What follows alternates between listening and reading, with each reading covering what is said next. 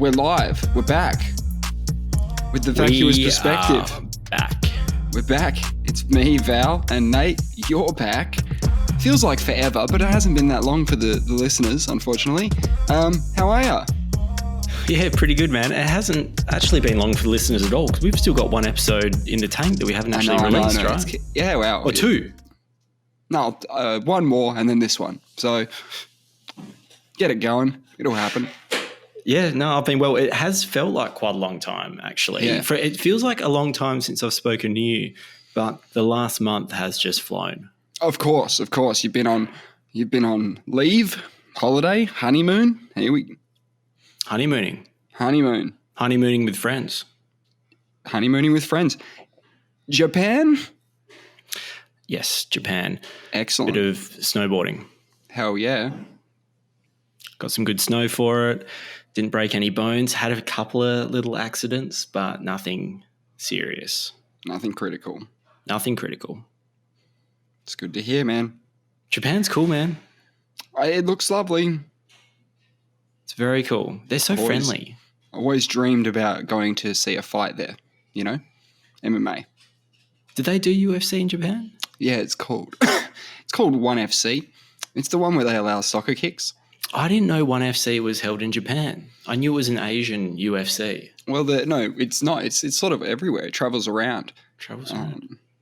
Singapore, that sort of thing. Yeah. Anywhere not in Asia? I don't know if they've held one down under. Quite possibly. Yeah. Just, for those of you who don't know, I was on leave after, obviously honeymoon implies I got married, I guess. So we don't need to specify that. Yeah. Yep. But speaking of UFC, did you like my Bruce Buffer introduction of my wife? Fantastic. Did love that. I thought you'd like that. Introducing the reigning, defending. Undisputed. Heavyweight champion. Of my heart. Of your heart. Fantastic. It was beautiful. It was beautiful. The only. The legendary. Fantastic. That was a great night. And I got to say, everyone performed their duties. Just so good. Didn't they? Oh, dude. I was hell pumped. The guys really came through. And I'll have to send you the photo. Yeah, we got the boys' photo. Yeah, for sure. And some people put me on their shoulders like I'd played 300 games. Fantastic. And I was retiring. That photo is pretty sick. Oh, man. Great. Because I never played enough games or did anything special enough that I'll get shared off like that. So to have that moment. Right. For free. Well, other than paying for the wedding. Yeah. But you got the chair moment. I got the down the aisle moment. Oh, so many moments. There was a lot of moments. That was a weird one.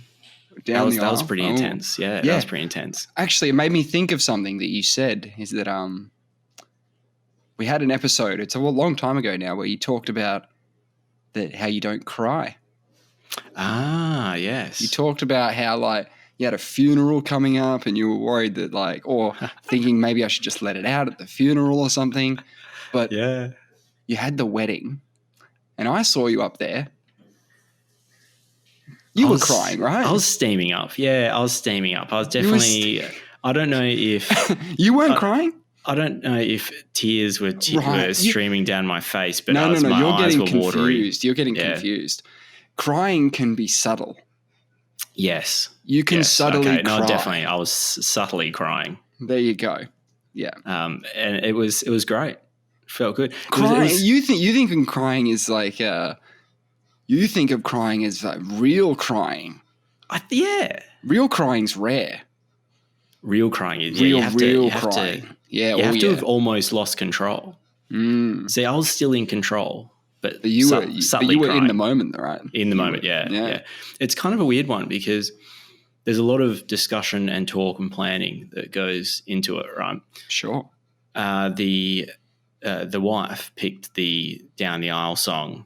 We picked it, but she sort of had some ideas, and I sort of was one sort of spoke to us more than the others. I actually didn't know the song, but it was nice.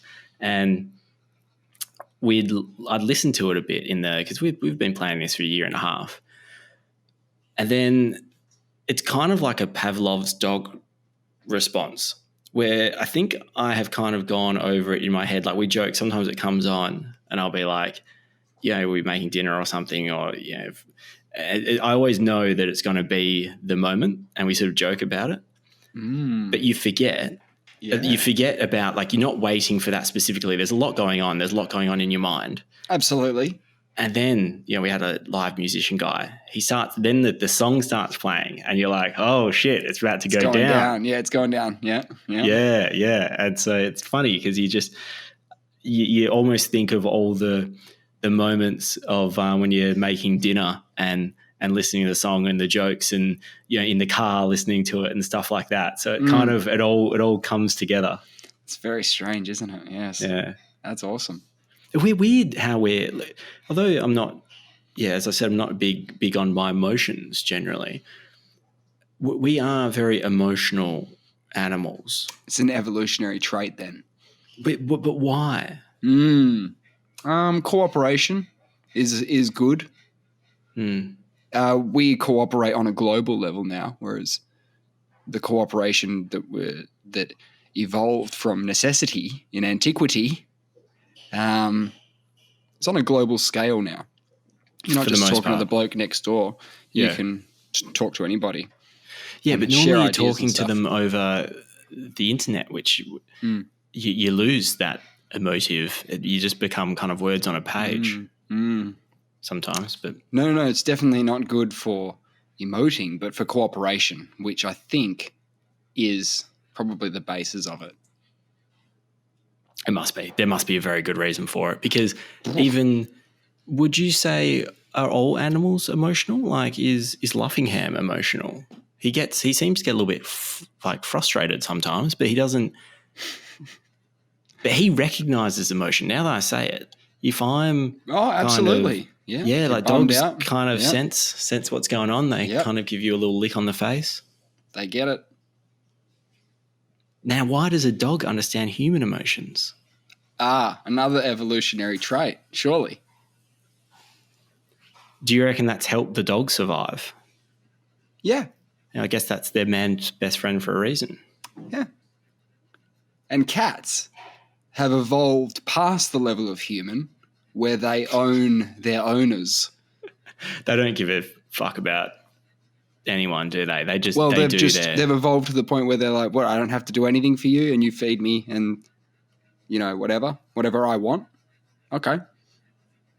Yeah, I am a friendly, furry animal and you just like the look of me and you'll continue feeding me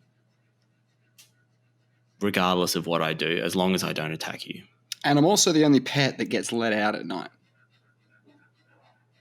Murder. It gets special privileges because of its highly evolved state. Because they're not going to get hit by a car, right? Cats are pretty good like that. It still happens, man. It still happens, but you let them out at night knowing that they sometimes encounter other cats. They do. And they make those noises like you wouldn't believe. Have you heard two cats encounter each other in the night? Yeah, regularly. They're not even. I don't even know what noises they're making. They're hissing at each other, right? They're warding off. They're trying to say, "I'm more powerful than you. I'm the big dog. Back off." It sounds like. And if the other cat arcs up, then it's on. It's on. There must be a peaceful resolution to a lot of these disputes where the cat goes row, the other one says, okay, I'm leaving. You're cool. Yeah, I think they can figure out a lot about what is going to happen based on the noises coming out of the other one. Sure. It's a bit of it must be there. Again, we're talking evolution again. We're talking fear. We're talking a defense mechanism. It would work if you were a human as well. If someone came up to you and you went, just screeched at them, they'll probably leave you alone. Yeah, but I think we take into account a few more factors, right? If some little nerd comes up and just starts screeching, Like I can also assess his size objectively, and Right, I'm but like, I know. what are you going to do? What are you going to do? I'm going to headbutt him. You can't headbutt people. That's not part of the societal cooperative we've got going on. No, he's just a whack. He's just a whack dude. Maybe I'll like give him a need a nipple whack, cripple. dude. Give him a nipple cripple. I'll just bully him like nerds get bullied. Wow. There we go. I'll just become the stereotypical jock. I will play the stereotype. He'll play his stereotype. Come a long way. It's good. It's evolution. Yeah. We've evolved to this point, where we're on the cusp of putting chips in our heads. The pop music I don't understand anymore. And, yeah. Okay. Star Wars is going all right with The Mandalorian, but that's about right. What pop music have you come across recently that you don't understand? I do understand, right? Because the trashiest of the trash of songs today, you could sit back in your swinging armchair as us, both blokes, nearly pushing 40. We're allowed to say that soon. That's scary. Yeah. Oh God. We can swing in our chairs, on the porch and go, man, this bloody music, I don't understand it. The hypersexualized kind of thing, right? Yeah. And then you remember that there was a song called "Horny" back in the what year was that? I don't fucking know. Was it in the 90s? Is that where they just keep repeating? Oh, she's just horny, horny. Yeah, but we didn't like that song. No, but it was on the radio. The video clip was on the weekend. It was on the radio. Subjected. So hey. I'm not saying I enjoyed the music. I'm just saying it's been around. Yeah, the whole time. Yeah, it has, I guess. But, okay, if you are having problems with the pop music here, the pop music in Japan is out of this world. I'm sure it's really good. Well, I don't know if it's excellent as such. It's just fucking so it's everything in Japan is just like it is here, but on cocaine. Yeah, it's just or steroids. It's just like everything's ramped up. The music clips, I couldn't get my eyes off them. I was like, what the fuck is going on? Sure. They're wearing like square rectangular glasses and the clothes, even the fashion in Japan is nutty. Everyone, like I just try and fit in, right? In a way, I wear clothes just to like not kind of stand out too much. Whereas they all seem to be trying to stand out. Interesting. And I have a theory. Go on. It's not really a good one. But they live in really little houses. Like, it's all apartments. Like Tokyo is blowing me away. It's 38 million people. Yes. In one, general area. Yep. I walked around some areas. I did like I like walking places rather than catching the subway. If it's only going to be like 3Ks, 4Ks, even 5Ks if you got like a lot of time. I prefer walking just to check out what there is along the way. So it's not like I was only on the tube and in like populated areas, but I was in the middle of Tokyo, generally. Yes. But I didn't see one standalone house. I didn't see a house and land package in its full form. No, but you were in the city, right? Yeah, but I mean... How far would you have to go out of the city to see a house? Well, I never went into the Tokyo city. I was in Shinjuku, which is one of the nightclubs. Like, it's a going out entertainment area, very, very highly populated. 3 million people pass through Shinjuku train station a day. That's an amazing statistic. It's barely conceivable. It has 220 exits from the train station. It has 222 exits. I couldn't even find my way in. That's the irony. The brutal thing. There's 220 ways to get in and out. Or maybe there's only one entry. No, there's plenty. 220 exits. You can go in and out all the same things. I couldn't figure it out. I did eventually, but I was like, I remember thinking, I just need to get into Shinjuku train station. I know there's 220 odd exits, so this should be a walk in the park. But I couldn't find the right one. That you go in and it says, this one is for this line, and this line. Oh. And I was like, I'm looking for a different line. Too many trains are intersecting in this area. Excellent. So it's ways to get to your platform. Yeah, kind 220 of. ways. It's a But choose your own there's adventure. subway. There's different genus of trains. There's the subway trains all come there as well. Like about 7 of the subway lines come through this station, and then about 4 of the overland train lines come to this station as well. Okay. So I think there's 15 subway platforms and about like... It's too many. It's too many. It's too many. And the thing's chock-a-block, right? You like cattle going through there.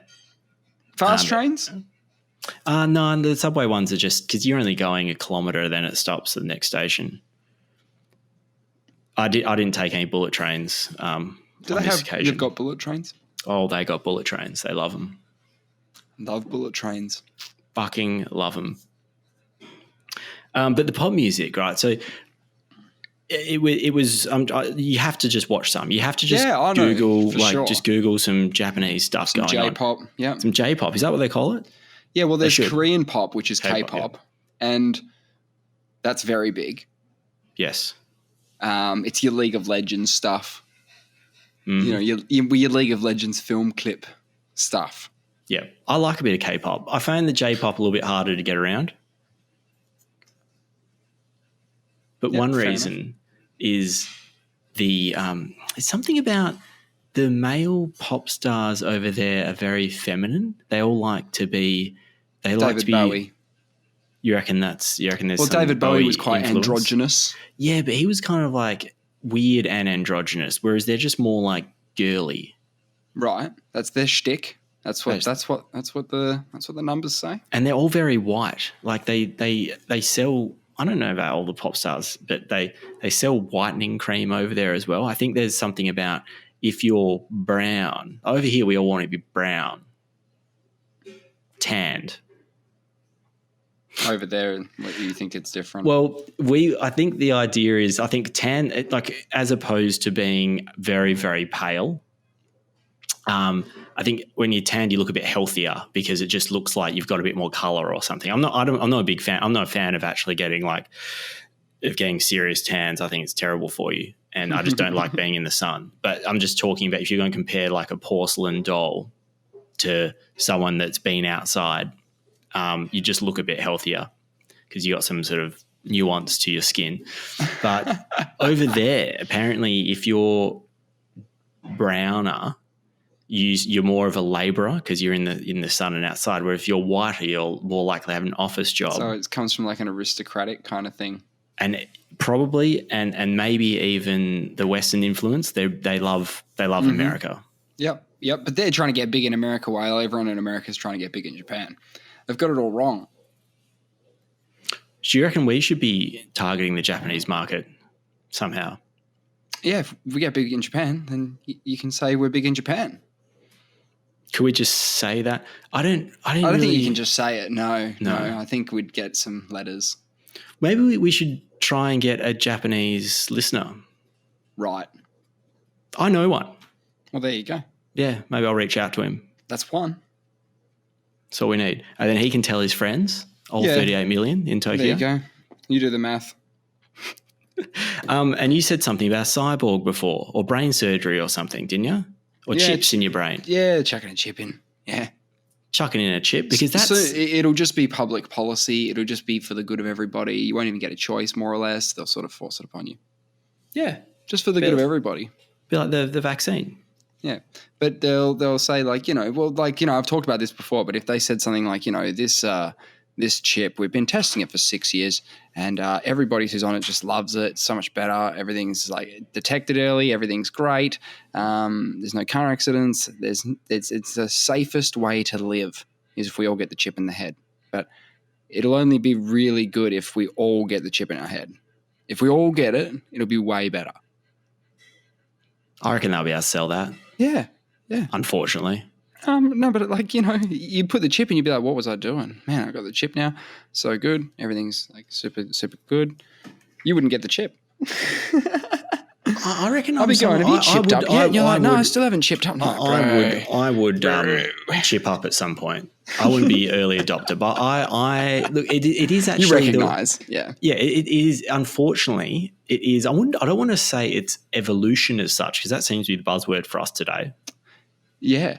Do you think it's because it's a bit? It's very artificial. Yeah, but do you think it's what's the word where it's inevitable? Inevitable was the word I was thinking of. Yeah. So it's not evolution as such because that sort of implies more of a biological process, like a Darwinian evolution. But this is more of a inevitability. It's like a technological inevitability. It's an augmentation. It's an enhancement.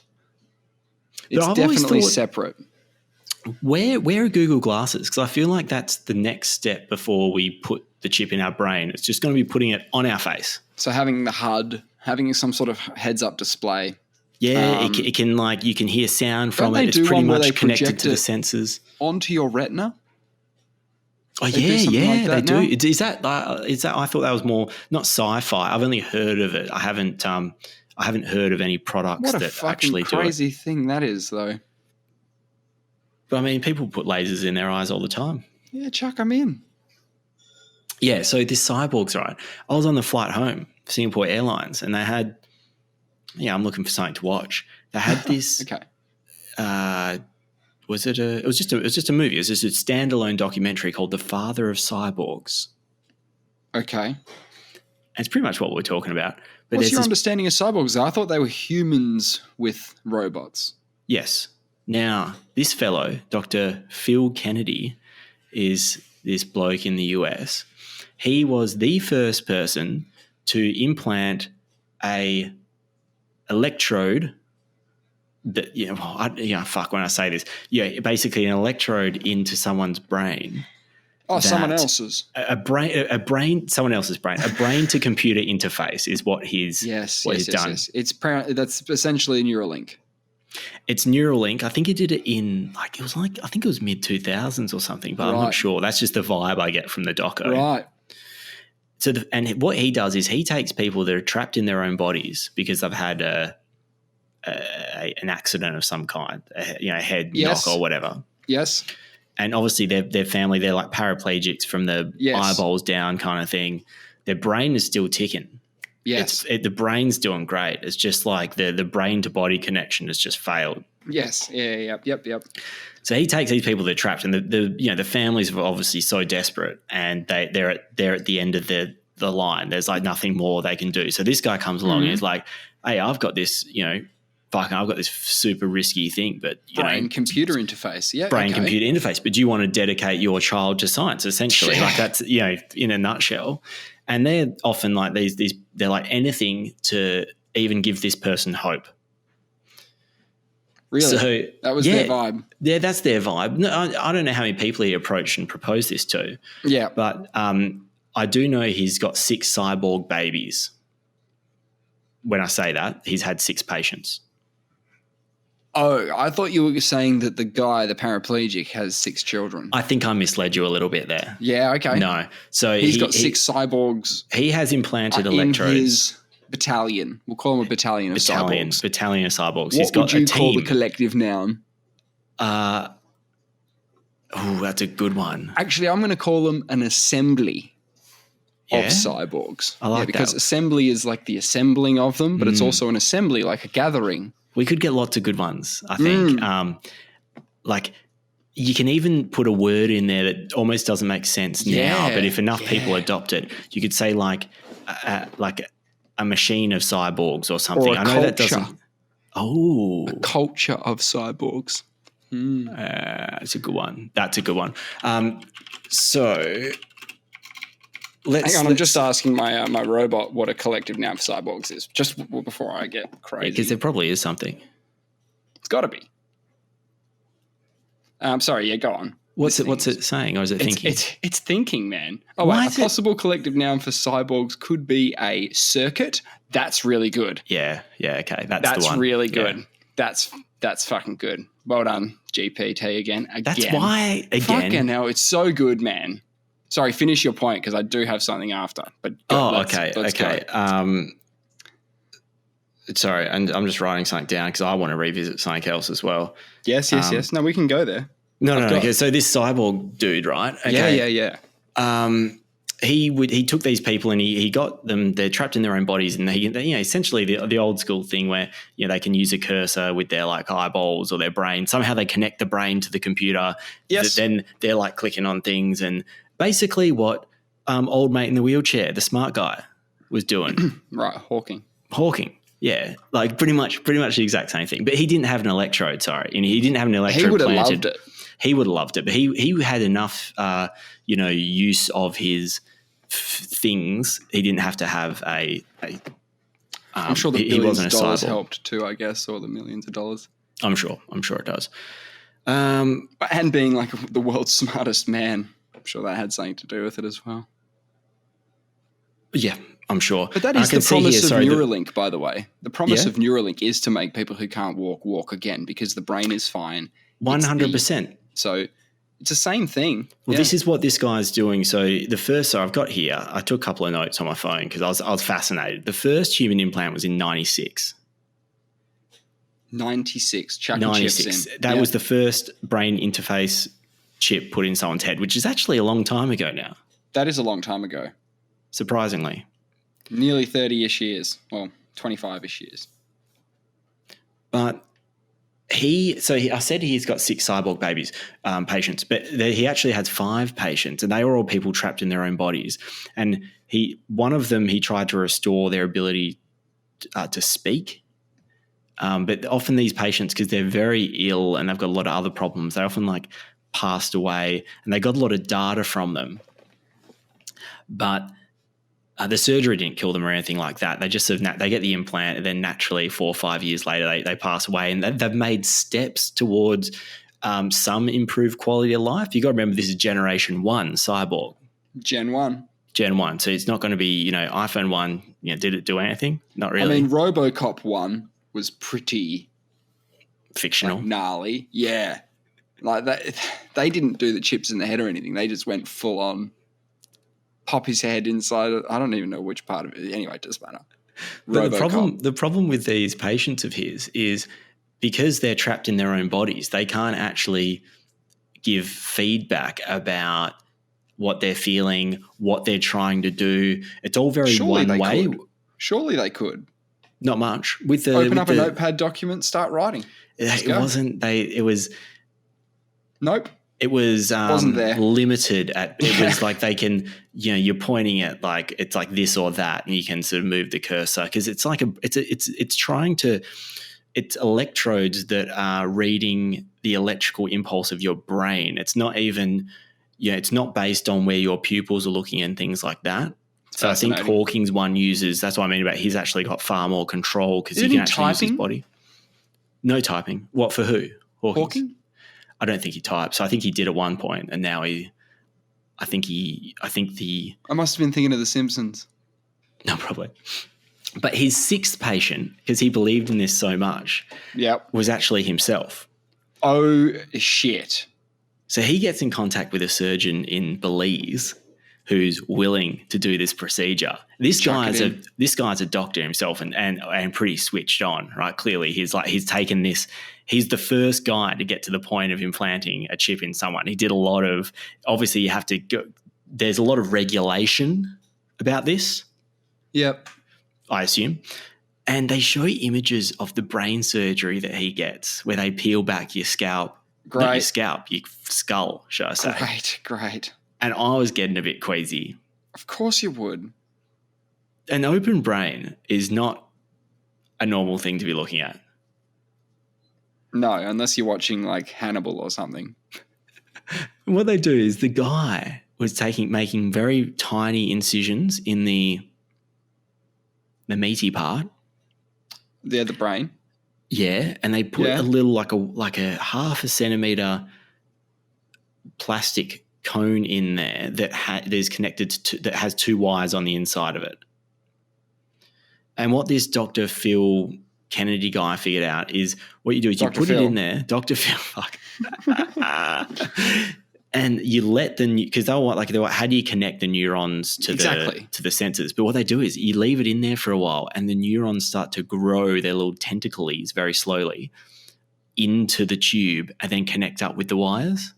Okay, so I knew that was going to be the case because that's literally, it's chucking a chip in and the rest just sort of fucking happens. You just chuck it in. You just chuck it in and they fucking connect up. Of course I know. it fucking It's like does. almost seemed kind of natural. I'm like, what, Like you just it you're wants connecting to. wires. Like it goes, oh, hang on. Is that the thing? Is that the chip in there? Oh, hang on. I'll go grab there that. it is. I'll reach out to I'll it. have some of that, yeah. Yeah. And it's built with sort of an inbuilt sort of pheromone-like system that sort of begs. It goes like, yeah, come here. Sends out like a big megaphone. Goes, signal. oi, Yeah. over fucking here, bitch. Yeah, a nutrient gradient to the neurons, being like, oh, I've got the answers. The answers are just tantalizingly close. Get him. You want stimulation? Fucking. It'd be the guys upstairs going, can we get someone down to Sector 12? We've got a fucking weird plastic thing up there in this moment. Yeah, we'll send someone down. Yep, thank you. Report back. And then they get there and they go, fuck, man, we've got to send out some tubes. So he wanted to do it because he believed it was safe, because he's been convincing patients for a while to do it. So this is in 2014 he got it done.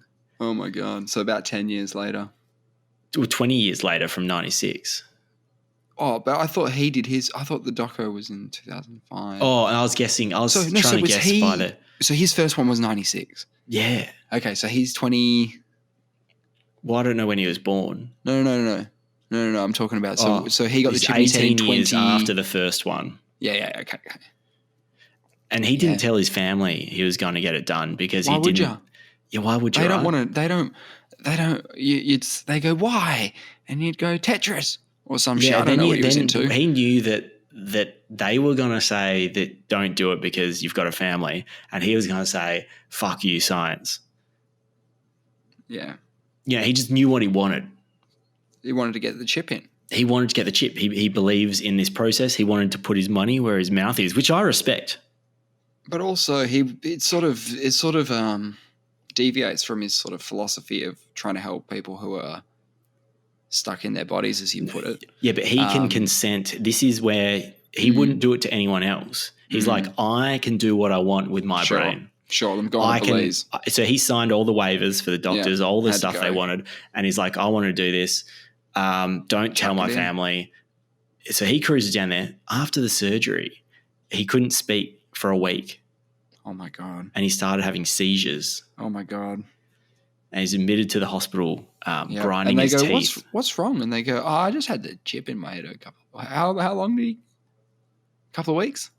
He's still got the electrodes in his brain, but I think the chip was only sort of attached for some period. Because I think you have the electrodes and something in there. Then you have something that reads it somehow. I don't know. It's like you implant it, and then you can read and then yes. It's collecting the data, and then you can like read it via I don't know, wireless or some shit. Yeah, whatever you're seeing. Yeah. Yeah. But he was writing backwards for a while. He said he got really worried. It took because it was swelling that had to go down. He said although he knew he was a bit worried because he was having all these problems, he just knew that he was confident that the swelling just had to go down and he would make a full recovery again. Yeah, and he did. Wow. Because if I was writing backwards and couldn't speak for a week and I just had my brain done, I'd be fucking scared. I'd be so scared. I reckon I'd probably just lose my mind. With the anxiety of it. But you're not a brain surgeon or a brain scientist, so you wouldn't have the ability to look past it and go, no, it's the swelling. I've seen swelling before, dudes riding backwards, jumping on their heads, riding unicycles for the first time. I've seen it all. It reminds me of like just a bad trip. He's just had a week-long bad trip where he's like, when am I going to come out of this? The worst. Yeah. But he is of the view that brain-computer interfaces will become ubiquitous. Yes. And that they can be, I don't know, he was of the view like the more non-invasive ones will be great. Like a little helmet or a little headset you put on? Yes. Which we see all the time now. Yeah, like a headset or a heads-up display. Yep. Yeah. That's okay, but that's not getting into the brain. Anyway, we'll figure that out. They will figure that out. They will figure that out. But he said the human race will evolve and be unrecognizable in the next century.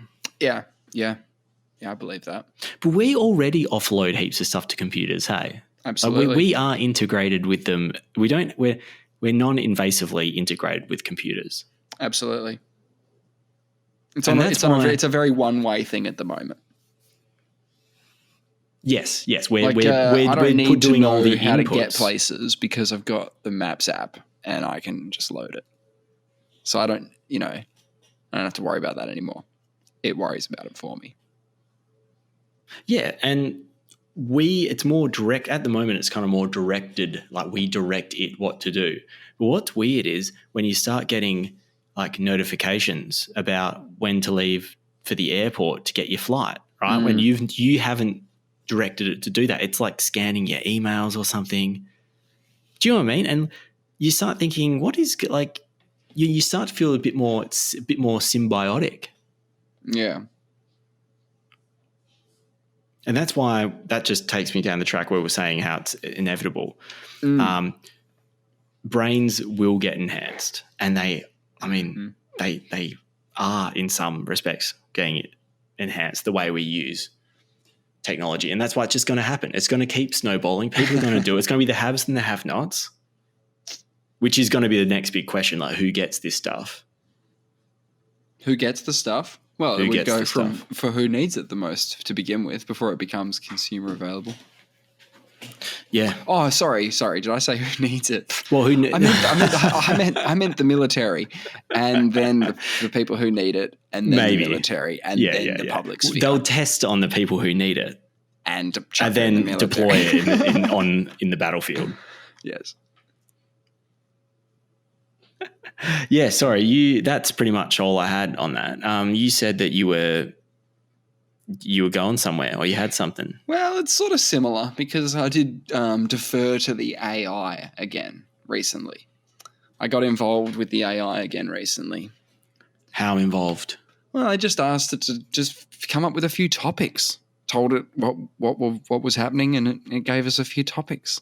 Discussion topics. Possibly, yeah. Yeah. Okay. What are they? It goes, here are some ideas. Number 1, the illusion of choice. What do you think about that? Is this like a determinism, free will type? It says here it's exploring how our perception of choice is often limited or influenced by external factors. That's our perception of choice. Yeah, that's different to what you're saying. That's not deterministic. Yeah, deterministic stuff is a bit different. But I'm just going to run through them. Yeah. Because there will be a test afterwards. Okay. The fallacy of productivity. Discussing how our culture's obsession with productivity can actually be counterproductive, and exploring alternative approaches to living a meaningful life. That's the fallacy of productivity, right? Okay. I'm on board. I sort of have feelings about that. Yeah. Yeah, there you go. The paradox of technology, sort of harken back to what we were talking about before, examining the ways in which technology can both enhance and hinder our lives, and discussing how we can navigate this paradox to use technology in a way that benefits us. Yeah. The power of storytelling. Exploring the role of storytelling in human culture and discussing how stories can shape our beliefs, values, and actions. 100%. We are narrative driven. Yeah. And the last one, we are number story 5. machines. True. The last one is the limits of human understanding. Examining the ways in which our brains are limited in their capacity to understand complex ideas, and discussing how we can expand our understanding through collaboration and communication. Now, that's what I asked it for. So I said, great. I actually wrote great. And I said, what's a good movie that illustrates these points? So here's the game. We're going to go back to the illusion of choice, the fallacy of productivity, all these things. And you're going to have to think of a movie. Oh shit. Okay. What was the first one? We're going back. It's all good. So we're going to go back. Okay. So the first one, have a think. The illusion of choice, exploring how our perception of choice is often limited or influenced by external factors. Have you got a movie that sort of has these themes? I can't not think of Liar Liar. Liar Liar, you think, is the illusion of choice? Well, I'm thinking it's not directly the illusion of choice, but he is unable to to lie. He's unable to exercise the choice of lying, but not for the reasons you were saying, just because of some hocus pocus bullshit. Yeah, a birthday, a spell was cast on him by his son at the birthday. Yes. Yeah, it's a classic movie. It's so good. It's a great movie. His dad, the kid in that just wanted a day where his dad couldn't tell a lie. That was it. That was his wish. Imagine if the kid was like, "Hey, Dad, do you want to play catch or some shit?" And he's like, "Fuck off! I hate you. I hate you a lot." Because doesn't he leave him hanging? He said he was going to take him on some kind of like a trip or be there for his, That's how it starts. He says all these things and then, I want to go to a baseball game, and instead of taking him to the baseball game, he had to go to the office, and the office, he just made him sort of wait there in the lobby, and he had his little fucking baseball hat on, and he was all upset. So he fucking took vengeance upon his father at the birthday table with the birthday cake and the wishes. You see, the wish is powerful. You got to be careful with your wishes. Evidently. And what would you say? I might need. What do you reckon? I've broken it because I asked the GPT for answers, and it suggested another Jim Carrey movie, The Truman Show. Well, I was thinking that because you were talking about that the other day. I love The Truman Show. And it is, that was actually one I was trying to think of the name of it. I was thinking of Yes Man, but I knew it wasn't that. That's another illusion of choice one. He can only say yes in that movie. Nah, he makes a choice to only say yes from now on. Yes. And then Truman shows you're constrained for different reasons. That's just his environment is working against him in that completely in that manipulated. Yeah. Manipulated, yeah. Oh, well, so that's unusual, the old Jim Carrey movies. Is he like a typecasted actor to the illusion of choice movies? It would appear so because he's done 3 movies that are all similar in that respect. I would even say The Mask is the same. Yeah, because when he puts on the mask, again, no control. But not Ace Ventura. That man is out of control, but very much in control as well. He's like a controlled tornado. Yeah. Okay. Was that what made him big? Was that his first movie? Yeah. No. Well, so there was he's like the Beatles, man. He had like a golden era of movie making, right? So he did Ace Ventura, Liar Liar, Ace Ventura 2, The Mask, all these things in like 5 years. And then The Cable Guy was a bit of a dud for his streak. Oh, 100%. But for his streak. Because he was absolutely smashing everything. Kind of like when Mike Myers came onto the scene and started just being like in every movie. And what other movies did Mike Myers do? I don't know, but there's enough Austin Powers, right? Like, fucking hell, man. All right, let's go to the fallacy of productivity. Right, we're going to the fallacy of productivity. Could you read the whole spiel of discussing how our culture's obsession with productivity can be counterproductive and exploring alternative approaches to living a meaningful life? I've got it. You've got it. I've got it. The Secret Life of Walter Mitty with Ben Stiller. Yeah, okay. He basically doesn't. I haven't seen it in ages, but my wife was watching it on the plane as well, so it's fresh in my head. In the sense that the movie itself, because he just takes a step back. Is my recollection is he was always in the rat race, kind of, so to speak, and he was not really enjoying his work, and the boss was a prick, and he was trying to always make it and go, and then he kind of goes on this weird trip, this weird adventure around the world, and gets a lot of insight into what's important. Yep, has a bit of a hero's journey. Yep. Yeah, that old trope. Yep. It's a good one. And I think it's a good topic because if your life's go all the time, you don't take time out, then the end comes quicker for like your productivity in the long term. You can burn out. It's a serious issue. And you think you're doing the right thing. You think you're doing the right thing, but you're probably doing the wrong thing. Well, there's a reason why the midlife crisis is a thing, right? You find yourself in this process, I don't really like this stream, the usual thing where you just get a job, work your way up, buy a house. Yep. You do all these things, you tick all these boxes, and then everyone seems to get to 45, what I hear, and they're all like, they've all got the soft top convertible by this stage. But really? Everyone at the age... I didn't know they gave out soft top convertibles at 45. When you get 45, they Really? hand them out, yeah. Oh, shit. You basically pick whatever car you want at that point. Yeah. But great. you're not happy. This is the problem. Right? Shit. You're like, fuck, I got the soft top. Yeah. I thought I would just be driving this. driving down the coast. The air in throughout my luscious hair. I've got the girlfriend in the passenger seat. We're just driving off into the sunset, having the time of our lives. Yeah. But what happens is you have the soft top, but it's raining and no one's in the car. You're driving to work.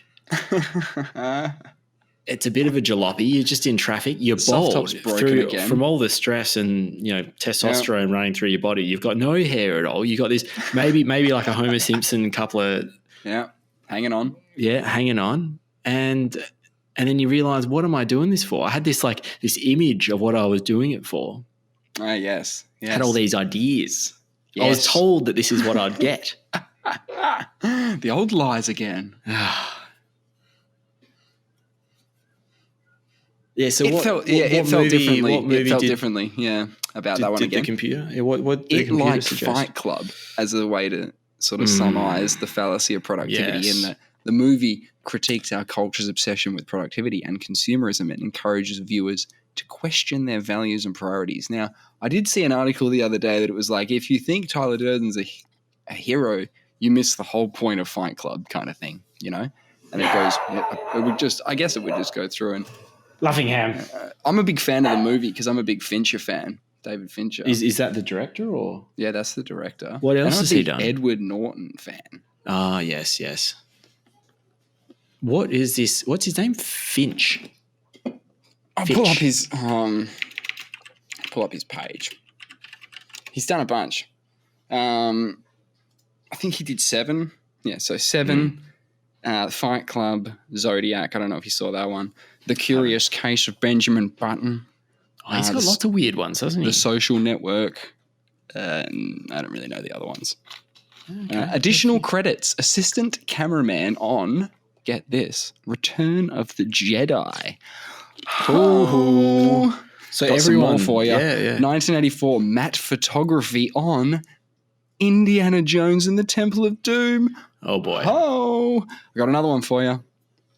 Matte photography assistant on The Never-Ending Story. That's big. He's got some serious pedigree. It says here cameo role in Being John Malkovich. That's some good additional credits. I'd love to have assistant cameraman on Return of the Jedi on my list. Fuck, that's a goodie. Mate, I would be the toilet cleaner, the on-set toilet cleaner at Return of the Jedi, and I'd be cheering. Stoked. So did the computer give an answer for that one? Fight Club. Fight Club. So that's right. Okay. I have a funny thing about multitasking as well, because with everything going on in the day, I find myself like, if my computer is not loading for 5 seconds, I'm trying to do something else to make use of that loading time. Yeah. And I find I'm multitasking too much. Mm-hmm. Too much. Juggling too many balls. Yeah. And I'm just my mind is ready to jump to the next thing too readily.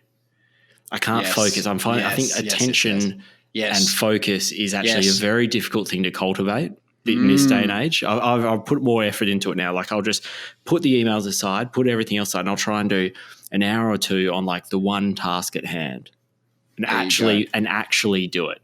Yeah. I get that. I know that vibe. Should we go to the next one? Yeah, go to the next one. You sure? Yeah. The paradox of technology, examining the ways in which technology can both enhance and hinder our lives, and discussing how we can navigate this paradox to use technology in a way that would benefit us. What movie do you reckon it came up with for that one? In which technology can both enhance and hinder our lives, I think is a good way of Okay. I was thinking Terminator. Oh, shit. iRobot, Ex Machina. Yep.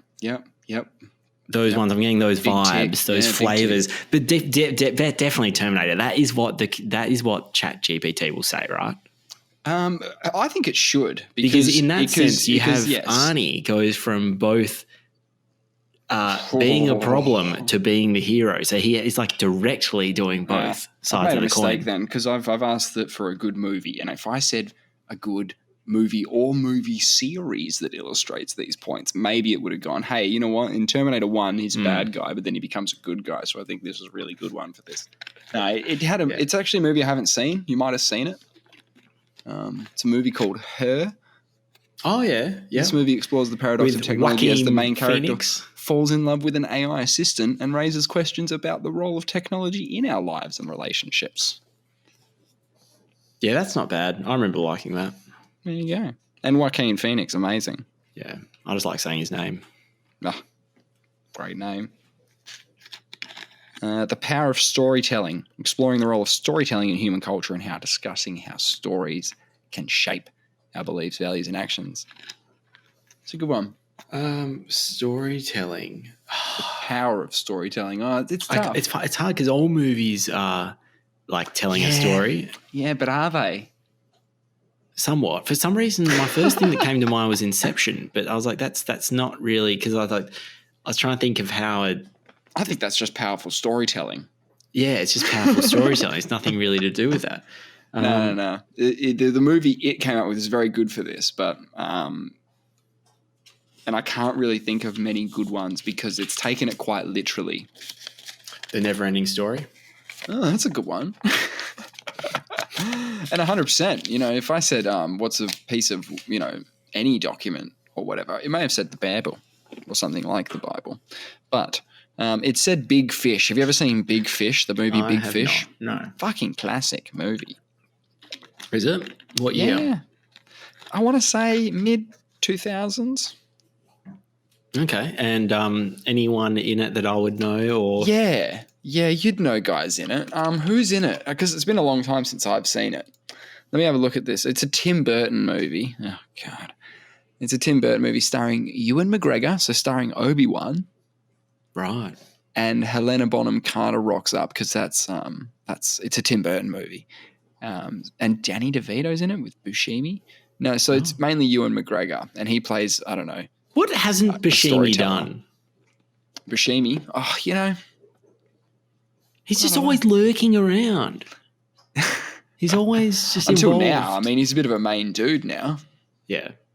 With Boardwalk Empire and stuff, people are like, "Oh man, Buscemi's the man." I haven't seen Boardwalk Empire, but yeah, it's a good one. Big Fish. It's essentially about a man who tells a story, right? And this, of course, as the main character's father tells fantastical tales about his life and raises questions about the role of myth and storytelling in shaping our understanding of reality. So I think what they're saying there is it raises questions about the roles of myths, so that Santa Claus is a good example. We tell kids Santa Claus is a thing because they behave properly after that. It's got a role. It's got a role. Keeps them in order, yes. But it's also immoral. No, I don't know. It's exciting and it's a threat. Yeah. You get excited Santa Claus is coming, but don't do anything that don't get too excited. Don't piss me off or cold. Yeah. There's negative ramifications on. I love the fact that Santa's sled is half good shit and half coal. He's carrying he's a lot of coal. He's just lugging around all this dirty coal. Clean coal. You could eat it. There is no clean coal. Well, there is, but no one gives a shit. Okay, last one. I think you're going to like this one. The limits of human understanding. examining the ways in which our brains are limited in their capacity to understand complex ideas and discussing how we can expand our understanding through collaboration and communication. There's actually a movie called Limitless. Mm-hmm. I think it's called Limitless. A guy who discovers a pill. I think it's based on the pill modafinil, and becomes like he can work all night and he like writes a book and some shit. Let me just Limitless. 2011, a mysterious pill that enables the users to access 100% of his brain's abilities transforms a struggling writer into a financial wizard. I love the concept that there's just a sleeping part of the brain. Like, that's funny. That's great. Bradley Cooper is the man who finds the pill. Oh, Robert De Niro. oh. But also puts him in a new world with many dangers. When's the last time you watched Interstellar? It wasn't that long ago. I've seen it twice. I still was confused. Would you say that's a good example of the limits of human understanding? Yes. I would agree. How did he get behind the bookshelf? Yeah, where the... So, this is what I gathered, right? Spoilers ahead for fucking whatever the hell happened at the end of Interstellar, right? But so he's in the bookshelf finding his daughter through time, communicating with her through bookshelves. I think the bookshelf is more of a metaphor, I think. Like No. The aliens constructed that place for humans to find... It's fucked up, man, but the aliens designed that place. Question marks. Yeah, look, that was the part that it lost me a little bit. Like the event horizon, going to the black hole, I got all that. That all made complete sense. But the bookshelf. Got in the bookshelf, love finds a way kind of thing. Yeah. Bit of a Jeff Goldblum. Life finds a way.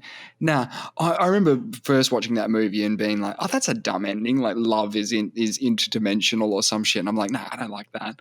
But upon rewatching it, he was fine. He was able to tap into all moments of time, but limited to that space, limited to that bookshelf. So he'd go back and tell her, hey, you know, one book that I knock over is a yes and two books is a no or whatever. And they started chatting until they had the tech to bring him back, I guess, through the chats. It's fucked up. Maybe, wait, is Interstellar Bradley Cooper as well? No, that's it's Matthew McConaughey. Oh, yeah, okay, the other guy. The other guy, yeah. Another great actor. Yeah. Another great actor, though. Yeah. True Detective. Bunch of other shit. It's good stuff. It reminds me, well, not really, but have you seen a movie called The Lobster? No. It is so weird. Colin Farrell. The premise is it's a dystopian kind of, set in the near future. It's a different world. It's like you kind of have to suspend your disbelief and just kind of watch it for what it is. It's very bizarre. So essentially what he does is Colin Farrell is checking himself into like some kind of institution, and you have to specify an animal. And if you fail to find a companion within 45 days, you'll be turned into that animal. Okay. It's a bit of a threat. It's a bit of a threat. It's funny. It's like a dark, it's a black humor or something. Yeah, he picked a lobster. He picked a lobster. That's why it's called the lobster. Yes, and because they live for 100 years, he just wants to be solitary, live at the bottom of the ocean. Yeah, it's quite smart. But I mean, lobster, is that living? I don't know. Maybe it is. Maybe it's the best living. Maybe. And so he's in this the best. He's in like this institution, and you go out hunting for. During the day, sometimes you have to go out with tranquilizer darts and hunt for loners living out in the forest. And any loners you capture, you get an extra day in the institution to find a companion. And so there's these dudes kind of like trying to meet chicks. The place willingly? Yeah, you do. Why? But I don't know. Actually, they don't really. He just turns up there at the beginning. I don't know if he's been forced to go there. Like society basically condemns. It's a very weird. It's got a lot of themes, and I don't know what's happening. But what happens is he escapes at one point and he starts to become one of the loners in the forest and has to avoid getting captured by these people in the institution. Looking for an extra day. Yeah, looking for an extra day. And the loners have they really try to encourage sex and companionship in the institution. Yeah. And once you pair up, you basically kind of like get married, and then they put you back into society as a happy couple, right? And so it's like a reformation sort of thing. They're like going, "Now come in, and we'll send you back out." Yeah, we'll couple you up. We'll couple you up, and you can go back inside. And then in the woods, there's the loners. Now their rules are that you can't have a relationship with anyone. You can't flirt, or they fucking chop your dick off, or whatever. They do all these horrible things to you.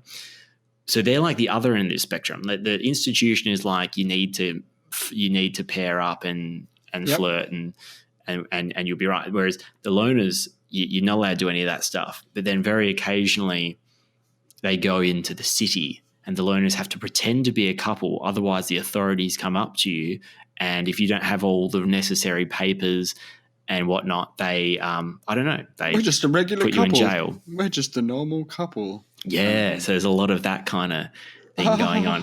But the whole irony is he just he's not really into relationships and stuff. So that's part of the problem. So he wants to be the loner, but then he meets a girl who's also a loner. Yeah. And now they've got a problem. Each other. Yeah. Because they can't be together because there's all these rules, yeah, that prevent them being together. And then I won't give anything else away. It's kind of cool. Yeah, it's kind of cool. It's a very weird. It makes no sense. It's very dreamy when you watch it. You're like, oh, it makes so much sense. But then when you actually try and think about it, you're like, this doesn't make any sense at all. Love that. That's what movies are for. Well, that's what's good about this one is actually different. I don't like watching a movie that you feel like you know where it's going and it's cookie cutter. This one, you're just like, whoa. I don't mind a little bit of foreshadowing, but yeah, I don't want to be spoon-fed shit either. Yeah. I didn't know where it was going at any time. It's fantastic. Well, that's movies. Hey, on the weekend, man. Yeah. I had a bit of something happen to me on the weekend. Tell me. Yeah, I went down to the local shops. Yeah. Had to get some essentials. Now, I don't know about you, but I'm not a shopper guy. You a shopper guy? No, I hate the shops. Hate it. Yeah, are we like talking food shopping? Yeah, we're just food shopping. Yeah. You don't like it? I don't mind food shopping, actually. Yeah. I can handle it. But shopping generally don't like. You know what you're going in for when you go food shopping. Yeah. You just want to go in. I've got to have a list. I like having a list, yeah. Okay, great. So I'm the same. My list is probably shorter than yours, and it's all in my head, right? Okay, so and then what that means is I probably buy the similar stuff every time I go in, right? So never mind. I go out and I'm approached by, there's two beggars out front. There's an active one and an inactive one. Mm. The active one sort of strikes up a conversation with me and tells me that he needs petrol money. I don't know if you've come to the shops in the car and now you're like, fuck, I don't have any petrol money. What's in the pantry?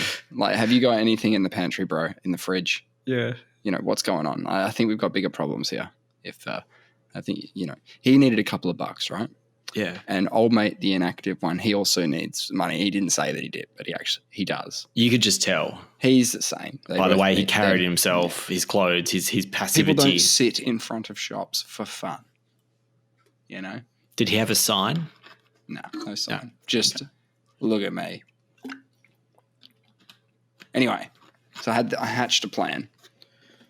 Then I was pretty hungry, so I thought I'll pop into the bakery. I'll grab myself a nice sausage roll. Yep. I'll get myself a drink. Mm-hmm. And I'll buy it with cash so that I get change so that I can give change to the guys outside. Oh, that's nice. I thought you were going to get him a sausage roll. I should have. That's what you meant to do. I don't do that, but that's where I thought you were going with it. He might want to buy cigarettes or something. So yeah, of course. Give him the option. Yeah, right? Yeah. So I go out the front. So I've made that transaction with the baker. Go out the front, give $1 to one guy. He goes, thank you. Give 80 cents to the other guy, the inactive one. The passive one, yeah. Gave 80 cents to him. He said, thank you. Mm. Went to my car, got in the car, just thought, yes, like I'm doing so good right now. Felt like you did a good thing. I'm doing so You're well right marinating in these positive karma juices right now. No. I just thought, all right, I just got to get back to my house. Like, that's over. But you're feeling good about it. You've given back to the community. Yeah, You just want to go. let's go. Okay. Get home, unpack the shopping. No sausage roll. Oh, no sausage roll. Where is it? Well, I've just bought it, right? Yeah. Gave the money. It's on the counter, obviously. Oh, you were thinking too much about the money. Yep. My brain was focused solely on handling this situation. Yeah, stressful. And getting home. But do you know what may have happened? Yeah, go on. One of them may have stolen your sausage roll. Well, I mean, all I'm hearing. That's not what I thought you were going to say. This is the word. You bought a sausage roll. Oh my God! Right, you would always take the sausage roll. Who would leave the sausage roll on the counter? I'm not leaving. So you've taken the sausage roll. I definitely. Then you have approached an active homeless man, and a passive homeless. Well, they might not be homeless. Whatever. They're povo, right? They're desperate. They're destitute. They need help. Yep. Right. They see someone. They smell this sausage roll. Don't tell me they can't smell this sausage roll. You think they stole my sausage roll? They definitely stole your sausage roll. I didn't think that's what you were going to say. I thought you were going to say maybe the bakers gave them the sausage roll. Maybe. Or maybe they stole it. Yeah, maybe. Mate, did they have tomato sauce? Did you buy tomato sauce? I did not buy tomato sauce. Oh, well, what good is it then? They would have gone back in, purchased sausage roll, purchased with my money, purchased sauce, because they're like, man, I tried to steal the sauce, but didn't have any. Had to buy the sauce. What is it, 40 cents these days? How much is the sauce? I reckon it'll be 50 cents. Yeah, it's probably gone up. It's always more than you think now. Yeah.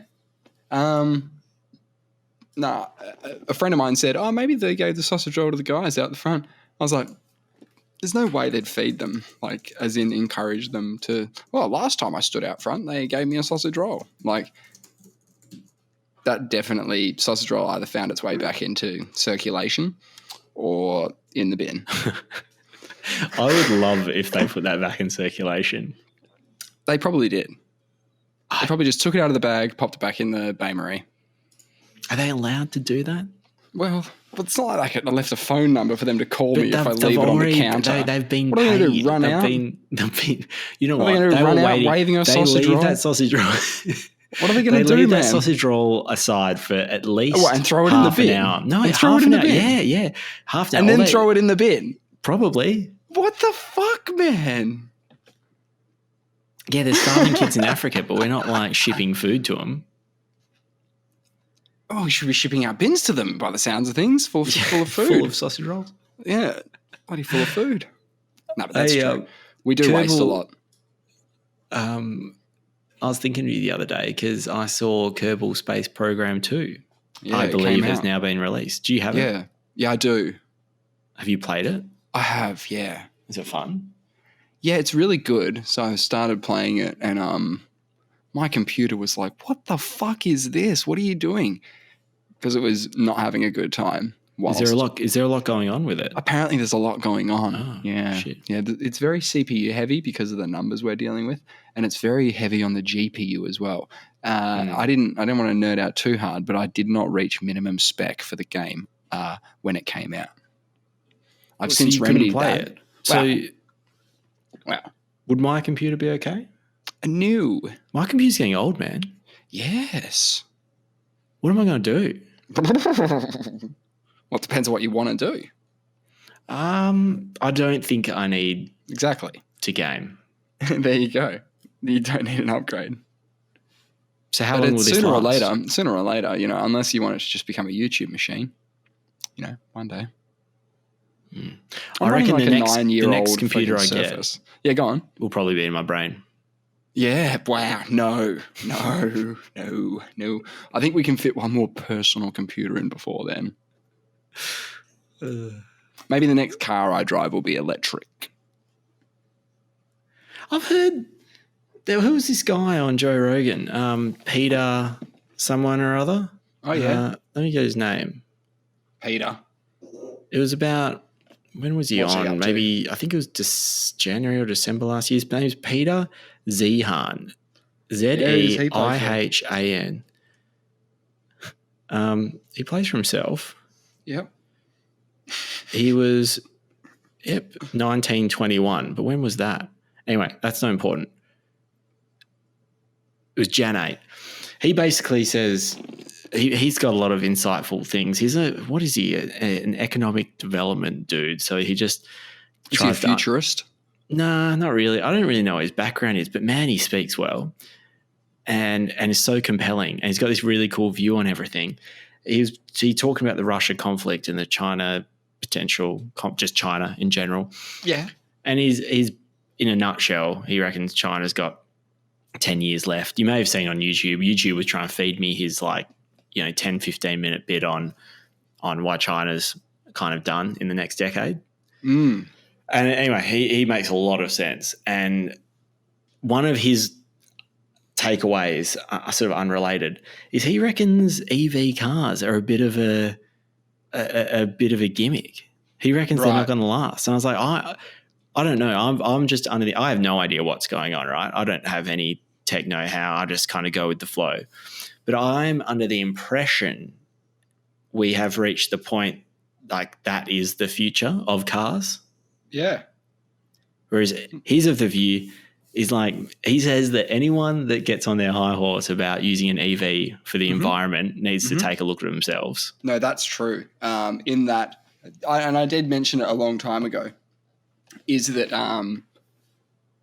yes, the amount of resources, both from an energy perspective and from just a manpower and whatnot perspective, to get the materials required to build the cars, does have emissions, lots of emissions. Lots of emissions. So the amount of years that it takes for a car to become green or neutral is something like 7 years. Now, most people replace a battery halfway through the life of the car, or, they may put another battery in. Well, then there you go. That's that lithium again. It's got to come out of the dirt. So it's a lot of emissions again. So they're not. When they come off the production line, they're not totally green. However, if the entire grid was green, that's the problem as well. That fueled those the development and the resource. If that was all green, then the whole system becomes a bit more green. And that's a big if, right? Right now, they're powered off grids that are dirty grids. Well, yeah, in Australia, 100%. Well, most places. I think there are green countries out there. Not very. There's trending that direction, but has to be. Even Germany, I know they've got a bit of an energy crisis. They're turning all their coal power plants back on. Oh, they're turning them back on. They're turning back on. They're like, baby, we need some power up in this bitch. Right on. And you need really nuclear is a pretty good option if you're going for clean. Yep.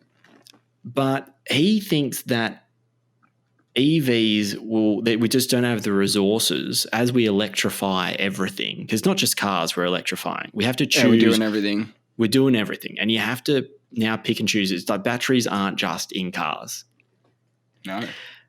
And there's only enough resources to go around in terms of production. There's just not enough online. There might be enough resources in the ground, but these things have huge lead-in times to get all the lithium, the copper, the nickel. There's all these components that go into it. And he's like, the capacity is just not there. You have to double, triple production of this stuff. And no, we've never doubled production of something in a decade.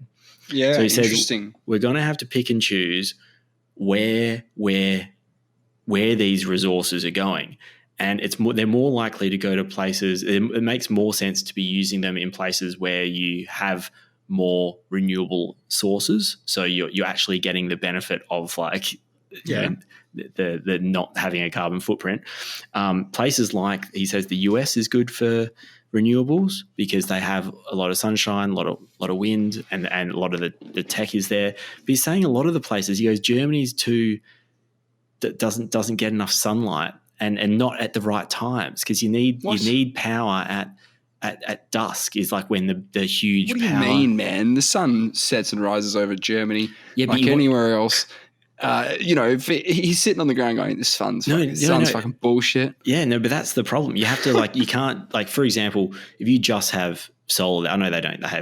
You try and diversify. Well, then we create it. We create it. So you've got a country We that lies bring in the sun a to valley. us. Yeah. So you got a city that lives in a valley. We'll blow some wind in.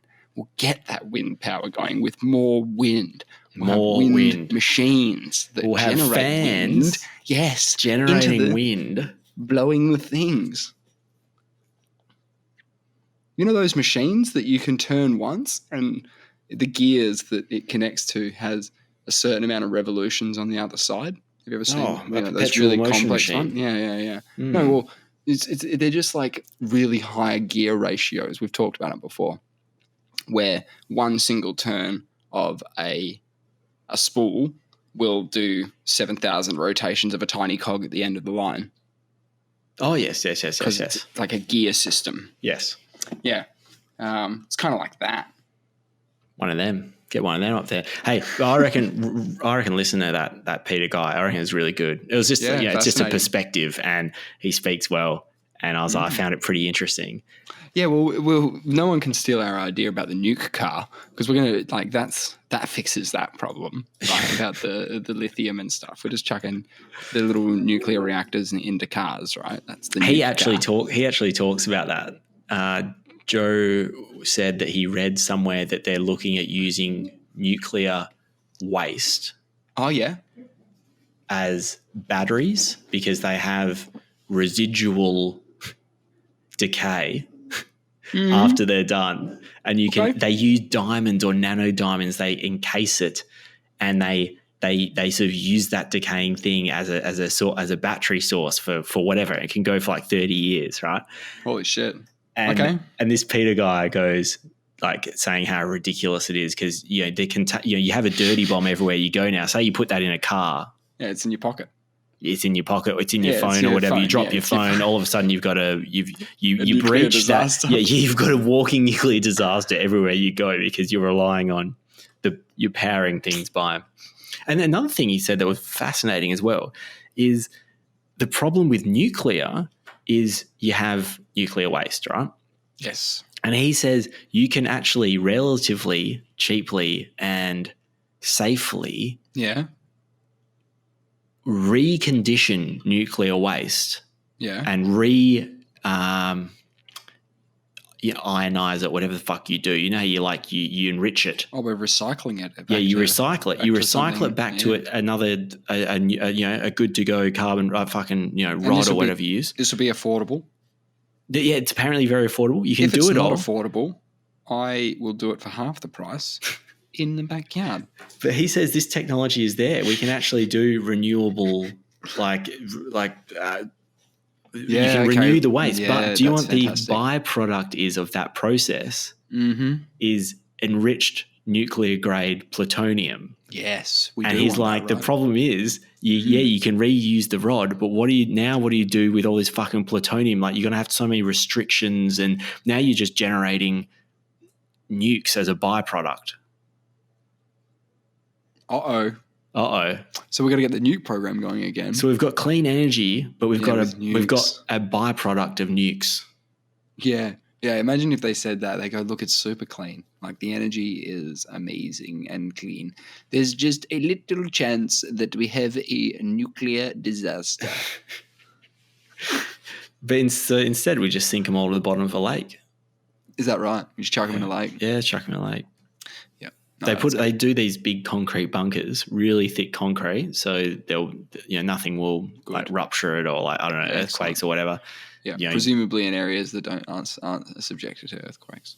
Yeah, presumably. And then you just bury the stuff. And put a sign on the front. Do not enter. Do not go in here. You will die. He also reckons... Don't you think if civilization ends and 3,000 years from now, they find it, because it's still going to be radioactive, like some future human culture sort of comes across it and goes, oh, fuck, what's this? This is a concrete tomb. Let's open the sucker. It says do not enter. And it's like, yeah, fuck that. Like, that's normal. They don't want you to go in these ancient tombs. open it up. They're and booby it'd be- trapped. It's a booby trap. It's a fucking big concrete booby trap. Man, They'll tell stories. They'll be like, "Oh, did you hear about the archaeologists that died? They're the ones that found the concrete tomb in the US." And they're like, "Yeah, they were cursed." maybe that's what Tutankhamun Tutankhamun's. curse. Yeah, Tutankhamun curse was actually a bit of just copped a bit of bacteria. Yeah, or I was thinking maybe they put some nuclear material at the entrance. Yeah. So the ancient Egyptians were running nuclear power. Obviously. Makes sense. That's why Obviously. they had that's what they're using the pyramids for. It's so obvious. It's amazing how little is there and yet how much is still there. In Egypt. Yeah, because buildings fall down, most of them. Not these ones. Not those bad Well, boys. they didn't. Yeah, Well, they didn't. They were built to stand the test of time. Wow. Arguable. They did stand the test of time. That's not arguable. But whether they were built specifically to last the test of time. Yeah. The Sphinx, partially buried, had a good job there. It's had a good run. It's had a very good run. Yeah. Yeah. No, they're doing good. You like big waves, right? Yeah, I like big waves. You're a big I wave reckon guy. the biggest wave I would have been on was probably only a few foot though, but I'm a big wave guy. Yeah. We've watched some movies together of surfers and whatnot. Do you know Garrett McNamara? No. Who's he play for? Carlton. Oh yeah. He is the guy who That usually doesn't work. He's the guy who found Nazare in Portugal.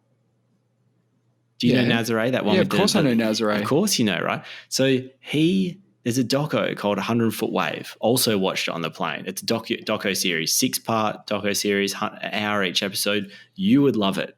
You need to watch it. What? Some Carlton players going for Nazare? No, he doesn't. He doesn't play for Carlton. You were lying. I was lying. He's just a big wave surfer. He's just a big wave surfer. Yeah. And he's gone to Nazare. Does he want to break the record? No. He discovered Nazare. He put Nazare on the map. He's the first person to surf. He's Nazare the first properly. person. So some guy used to send him. He was a big wave surfer. Sort of a reputation for it. And when you think big waves, where do you think? I think Hawaii. Yeah, Mavericks. I only think of Hawaii and I think Shipstern Bluff. Is it called Shipstern's Bluff?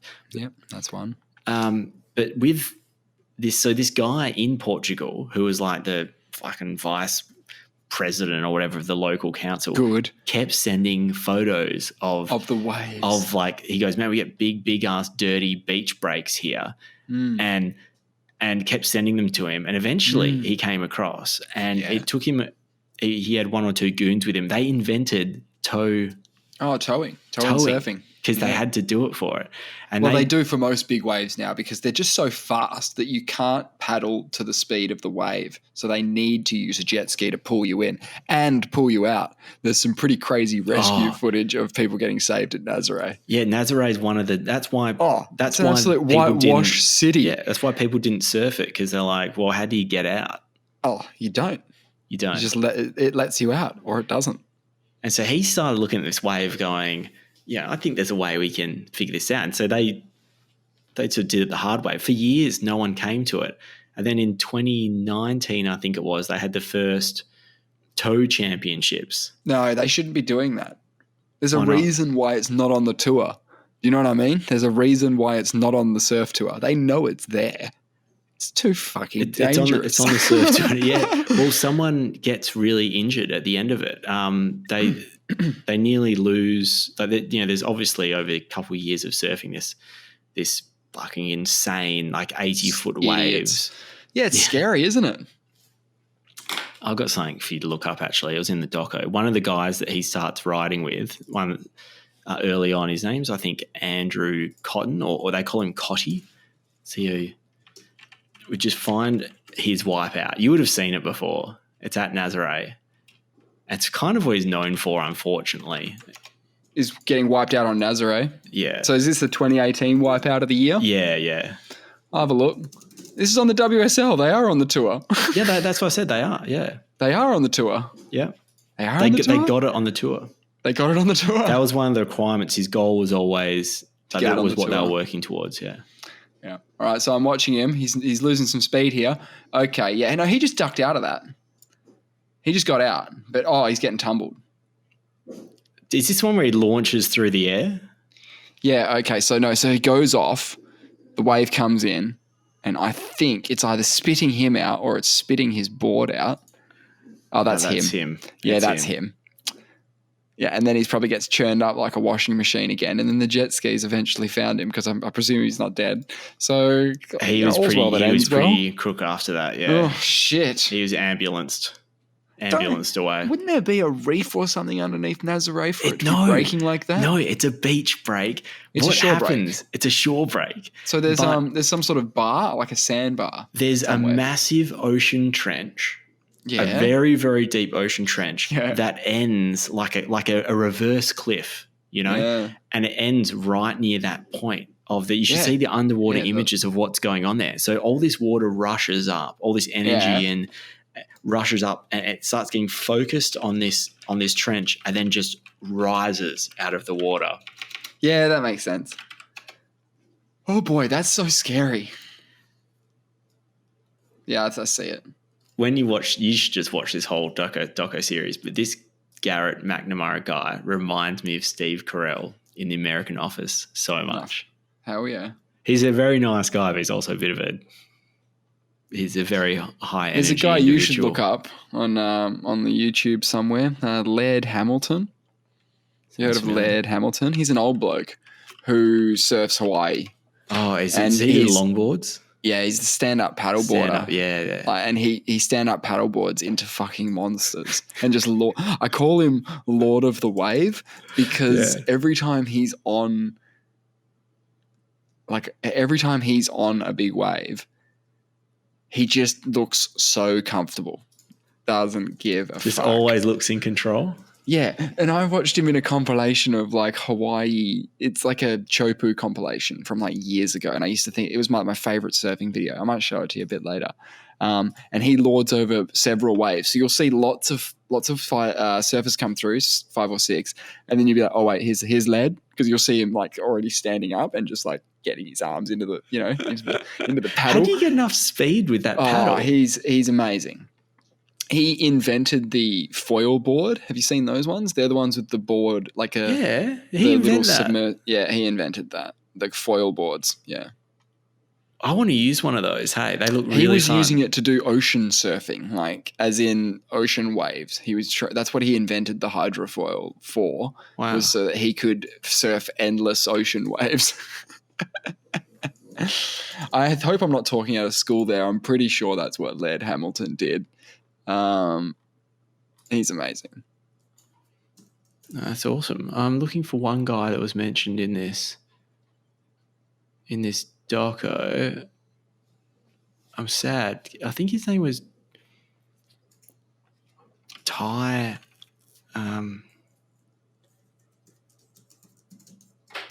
Hamilton has also experimented with the foil board. Oh, okay. He has become a proponent of stand-up paddle surfing, an ancient Hawaiian technique that requires a longboard and a long-handled paddle, as well as considerable skill, strength, and agility, which I think you alluded to earlier.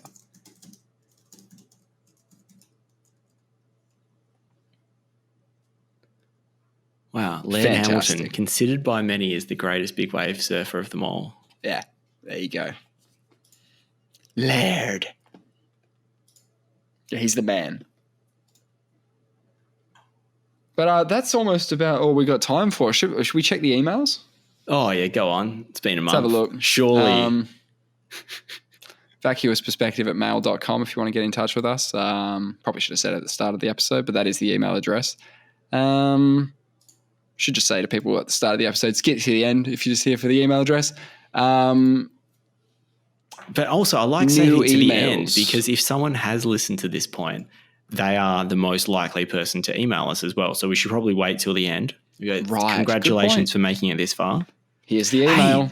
Here's what you've waited for. Let's start giving Easter eggs, right? At the end of the episode. Okay, I've got one. Go on. I'm going to give out my credit card details. Okay, on the next episode? No. What I'm going to do is I'm going to give one letter Okay, so the first digit of my credit card is a 4. Wow. There you go. Each episode, I'll give another digit.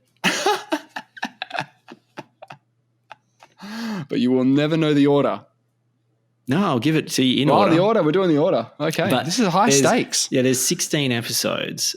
So there's 16 numbers in the card. And then there's then you've also got to get your the year and the expiry, right? And the CVV. This is sounding like a lot of work, man. I got to listen to 16 episodes. This is the thing. Someone's going to have to work numbers. for it. Oh, you've made it work, you know?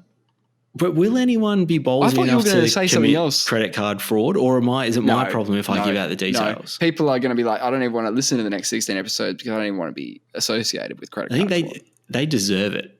If someone, or maybe I shouldn't do it at the end of each episode because then someone could just scan to the end. Maybe at some point in each episode, I'll give out a digit. Yeah. Yeah. Okay. So changes coming to the pod. It's pretty exciting times. I've been Val. That's Nate. Good See you next man. time. Bye.